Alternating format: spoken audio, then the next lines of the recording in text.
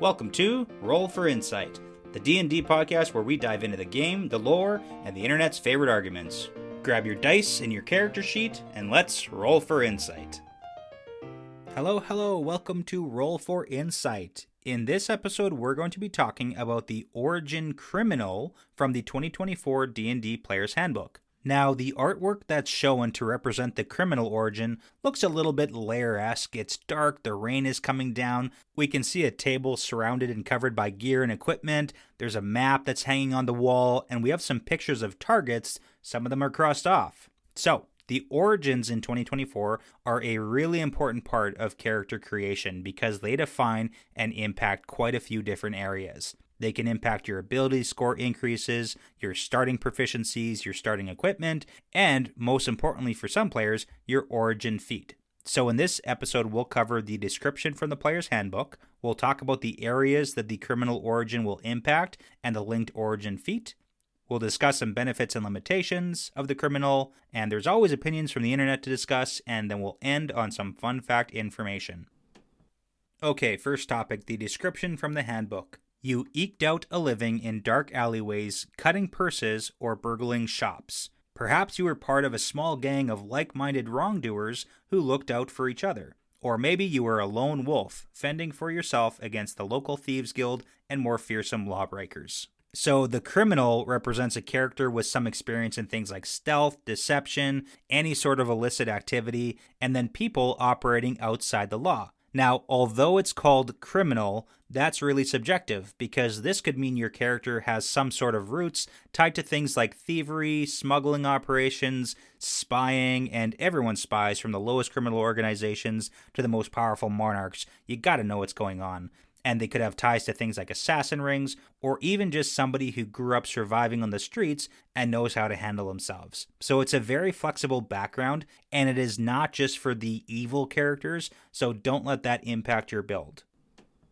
Now, looking at ability scores here, the criminal origin provides a boost to your dexterity, your constitution, or your intelligence. Now, this is a very interesting spread, and it does lend itself to the intelligent survivor character concept. So dexterity is going to affect things like your armor class, your initiative, your stealth, your finesse weapon attacks, and this is your primary stat for most criminal style builds. And then you've got constitution that can affect things like hit points and survivability. So even stealthy characters need durability, especially when things go wrong. And then intelligence affects things like your investigation, your knowledge skills, certain class features, and leading into the intelligence side really plays into the strategic planner concept of a character, but it can also help with things like trap detection and even just general understanding of systems and environments and cities and how they function. So the criminal origin really supports the stealthy, skill-based, the tactical characters, and it's going to pair really well with classes like rogue, ranger, some dexterity-based fighters, and some wizard-type builds. Now for skill proficiencies, you get proficiency in sleight of hand and stealth. Now these are the two of the most thematically aligned skills in the game, and it fits really nicely into the criminal archetype. Now stealth is used constantly in things like scouting areas and setting up ambushes and avoiding detection when you're making your way through enemy territory, or you just don't want to have your trail picked up. Now stealth is one of the most frequently rolled skills at a lot of tables. Then the sleight of hand, it's also a useful skill, and it's not just for stealing things from NPCs and the traditional pickpocketing. It can also be used to conceal items or subtly manipulate items or levers or buttons or even cast spells sometimes, and this is more situational, but it can be extremely impactful in the right campaigns. Now, the tool proficiency you have access to is Thieves' Tools. So gaining proficiency there, it's one of the most important tool proficiencies in the game too. Generally, it's going to be used for picking locks and disarming traps and breaking into secured areas. And it's kind of funny, but a lot of adventurers assume that somebody in the party has this proficiency, and a lot of players assume that someone has the skill in their group.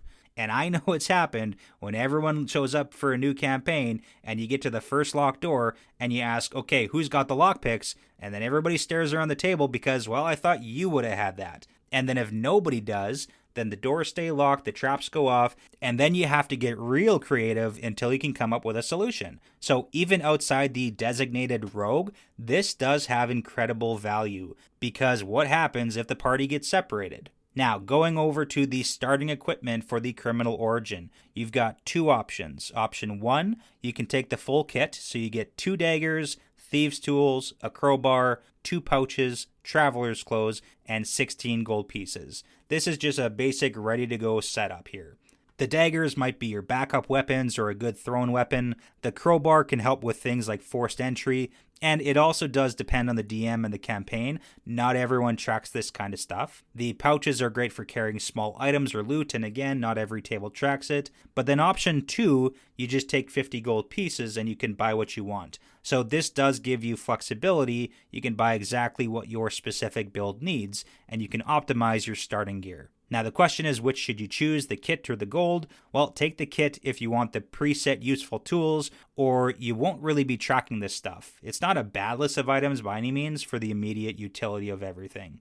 And you can take the gold if you want to really optimize, or if you want to count out the exact gold piece breakdown. Some people prefer that control over their build. Sometimes it doesn't matter so much to others. But if you're curious, the total price to purchase the items from option A is 34 gold pieces, so the plus 16 gold pieces extra means there's no financial benefit to taking one or the other. Now, the origin feat tied to Criminal is the Alert feat. Now, a quick recap on Alert. This adds proficiency bonus to your initiative, and you can swap initiative with an ally. And that pairs really well with the Criminal because the high dexterity already boosts initiative, and you're often acting early in combat, and you can help your party set up really strong openings. And this really reinforces that strategic thinker build. Now, looking at some benefits and limitations here. Benefits, the Criminal is one of the most universally useful origins. It's got a really strong skill pair, the stealth and the sleight of hand, that most campaigns are going to be using. Plus, you've got access to thieves' tools. You got excellent initiative synergy with Alert, and a lot of roleplay potential here. So a lot of classes are able to use this origin. Limitations-wise, the sleight of hand skill can be situational depending on the campaign, and intelligence might not be used heavily in a lot of builds, but you still have the dexterity and constitution to choose from. But you also need things like the DM to engage with things like the stealth scenarios, the locks, the traps, the stealing, the social infiltration. So depending on your campaign style, if it's, really just combat focused, some of this might not be as valuable or have time to shine. But Alert is definitely going to stand out there. And if your table doesn't lean into a lot of those social interaction mechanics, then you might not get as much payoff here. But let's jump over to the internet discourse around the Criminal. A common take here is that this is one of the best rogue origins, and that fits almost perfectly. So you got the perfect skill pairing, you got the thieves tool, the initiative boost from Alert. It makes sense why they pair up so nicely here. Some people are arguing that the Alert feat is the real value here because they feel that the feat carries the most power. And that's partly true. Alert is very strong, but the skill and tool proficiencies are what enabled the gameplay outside of combat. It's not always just about the combat Alert feat. But generally, it's a very positive take on this one. The Criminal Origin makes you feel useful in basically every phase of the game. You can contribute to the stealth, the problem solving, the combat through initiative. You're rarely sitting there with nothing to do. So let's end things on a fun fact here with the Criminal Origin. So the criminal background has been a part of D&D for multiple editions, and it has typically represented things like the outlaws, the thieves, the underworld operatives. And in the 2014 version, Criminal gave deception and skill as skill proficiencies, thieves tools, and then one type of gaming set. The backgrounds, as they're called, also gave lots of suggestions on flavor and roleplay mechanics with things like personality, traits, and ideals and flaws and bonds, but they were not tied to feats. The 2024 update ties backgrounds directly to the mechanical power through origin feats and makes them a lot more impactful in your character build. Now, one thing to keep in mind when you are building your character, the criminal archetype does not necessarily mean evil. So here's some examples. Robin Hood is technically a criminal. Spies are criminals. Rebels are criminals. Jean Valjean was a criminal. And you've got the entire category of the gentleman thief to explore as well. So it's more about operating outside the established system of law than it is about morality. So have fun making your criminal. Well, that's it for this session of Roll for Insight. Thanks for listening, and thank you to all our supporters on patreon.com/rollforinsightpodcast. And we will see you next time.